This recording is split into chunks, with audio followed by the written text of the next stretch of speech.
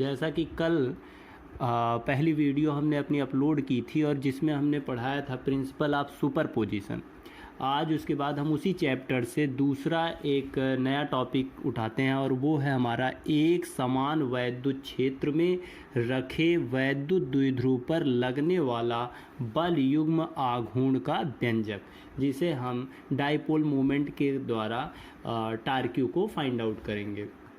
तो इसके लिए सबसे पहले हमें ये जानना ज़रूरी है कि ये किस तरीके से डाइपोल मोमेंट होता है और कैसे उस पर जो है टार्क्यू वर्कआउट करता है। तो यहाँ पर अगर हम सपोज दैट मान लेते हैं कि कोई एक समान वैद्युत क्षेत्र E, जिसे हम इस एरो के द्वारा दर्शा सकते हैं, इस तरीके से वर्कआउट कर रहा है, तो डाइपोल मोमेंट को अगर हम इसमें विशेष स्थितियों में रख सकते हैं। जैसे सपोज दैट अगर हम फर्स्ट टाइम इसमें जो डाइपोल मोमेंट को रखते हैं उस पर दो डिफरेंट चार्ज रखते हैं, एक पर -q चार्ज ले लेते हैं और दूसरे पोल पर हम +q चार्ज ले लेते हैं। डाइपोल मोमेंट पर हम प्लस और माइनस दो चार्ज क्यों ले रहे हैं, इसका कारण ये है जिससे इस पर जो वर्कआउट करने वाला अप्लाइड फोर्स हो, इसकी दोनों डायरेक्शन क्या हो, अलग अलग दिशा में हो। जैसे +q की अगर डायरेक्शन E वैद्युत क्षेत्र के इस दिशा में होगी तो -q की डायरेक्शन फोर्स की इस दिशा में होगी, जिसके कारण जो हमारा ये डाइपोल है जिसे हम डिनोट कर सकते हैं A2B, वो वर्कआउट करेगा इस तरीके से घूमने के लिए। तो यहाँ पर अगर मैं मान लेता हूँ कि इस डाइपोल को हमने थीटा एंगल पर ले लिया है, तो यहाँ पर थीटा एंगल पर ले लेंगे अगर हम डाइपोल मोमेंट को, तो यहाँ पर इसकी जो लंबवत दूरी हमें मिलेगी वो क्या हो जाएगी, क्योंकि हम जानते हैं कि साइन रूल के अकॉर्डिंग क्या होता है, लंब बटे कर्ण होता है। तो लंब बटे कर्ण के अकॉर्डिंग अगर लें तो डाइपोल मोमेंट की अगर यहाँ से ये जो दूरी टोटल होती है वो ले लेते हैं 2l। अगर ये 2l है, इस मीन्स जो हाफ इसकी डिस्टेंस होगी वो l होगी और ये हाफ डिस्टेंस जो होगी वो भी l होगी, अर्थात पूरी 2l होगी। तो यहाँ से अगर मैंने कहा लंब बटे कर्ण के अकॉर्डिंग साइन थीटा लेते हैं तो यहाँ पर हो जाएगा b और ये इस पॉइंट की जो डिस्टेंस होगी वो हो जाएगा 2l साइन थीटा। तो यहाँ पर हम देखेंगे कि अगर दो बल विपरीत दिशा में कार्य कर रहे हैं तो उसको हम कहते हैं रीस्टोरिंग कपल। रीस्टोरिंग कपल या जिसे हम कहते हैं प्रत्यानयन बल युग्म। क्या बोलते हैं? प्रत्यानयन बल युग्म। इसको अगर हमें फाइंड आउट करना है तो अब हमें क्या करना होगा कि इस प्रत्यानयन बल युग्म का काम होता है कि दोनों फोर्स सेम होते हैं लेकिन डायरेक्शन अलग होती है, जिसके कारण इस द्विध्रुव को ये घुमाने का प्रयास करते हैं। तो प्रत्यानयन बल युग्म के कारण अगर हम यहाँ पर बल युग्म का आघूर्ण ज्ञात कर लेते हैं, क्या निकालते हैं? अगर यहाँ पर बल युग्म का आघूर्ण निकालते हैं तो देखिए क्या होगा,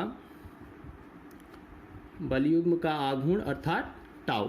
अगर हम टाउ फाइंड आउट करेंगे तो टाउ क्या हो जाएगा हमारा टार्क्यू, वो बनेगा एक बल। क्या होगा? एक बल। चाहे हम यह फोर्स ले लें यहाँ से या इस साइड अप्लाइड फोर्स ये ले लें, तो एक बल यहाँ से ले लेते हैं और साथ ही साथ दोनों बलों की क्रिया रेखा के बीच लंबवत दूरी ले लेते हैं कि लंबवत दूरी।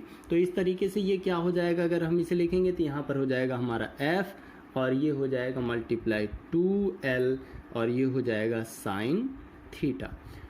तो f multiply 2l sine theta. चूँकि हम यहाँ पर जानते हैं कि अगर E की हम बात करें, अगर हम E की बात करते हैं तो E इज इक्वल टू जो होता है वो होता है F अपान Q के।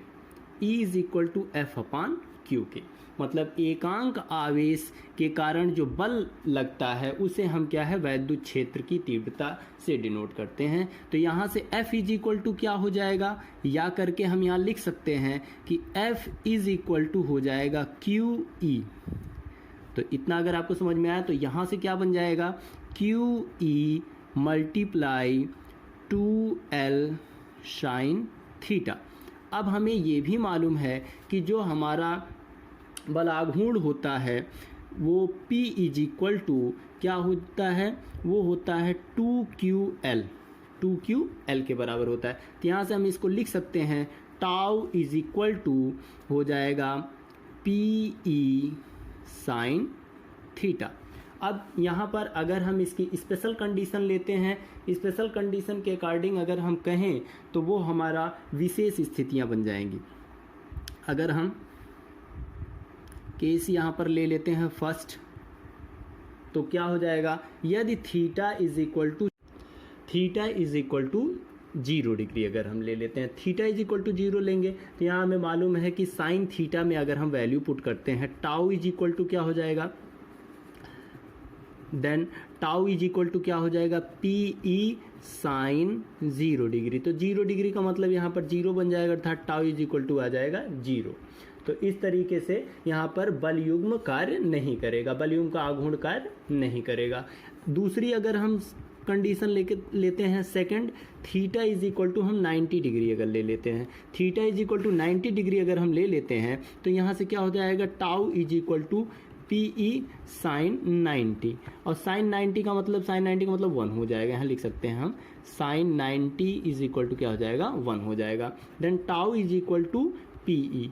अब यहाँ tau is equal to PE अर्थात साइन 90 का जो मैक्सिमम वैल्यू होता है 1 होता है, इसलिए यहाँ पर जो टाउ आएगा वो हमारा आ जाएगा मैक्स। तो tau max is equal to हो जाएगा PE, tau max is equal to PE हो जाएगा। तो यहाँ से हम लिख सकते हैं या P is equal to tau max upon E। तो इस तरीके से अगर हम कहें तो किसी वैद्युत द्विध्रुव का आघूर्ण बल युग्म के आघूर्ण के बराबर होता है यदि द्विध्रुव को 1 न्यूटन प्रति कूलाम के एक समान वैद्युत क्षेत्र में कैसे रखा जाए, लंबवत रखा जाए। तो इस कंडीशन में मैक्सिमम टार्क हमें प्राप्त होता है। इसी तरीके से अगर हम थर्ड कंडीशन लगाते हैं तो थर्ड कंडीशन में थीटा इज इक्वल टू 180 रख देते हैं, तो 180 रखेंगे तो फिर यहाँ टाउ इज इक्वल टू हो जाएगा हमारा 0। तो इस तरीके से हम इसकी सारी स्पेशल कंडीशन फाइंड आउट कर सकते हैं। अब इस तरीके से और भी वीडियो आपको चैनल पे मिलते रहेंगे जो कि बाय सीरियल विद चैप्टर चल रहे हैं। आपको झामबाबा AIT चैनल को सब्सक्राइब करना होगा, सब्सक्रिप्शन को आप बढ़ाएं जिससे इसमें थोड़ा सा मोटिवेशन मिले और आसानी से हम इसकी वीडियो आपको प्रोवाइड करते रहें। थैंक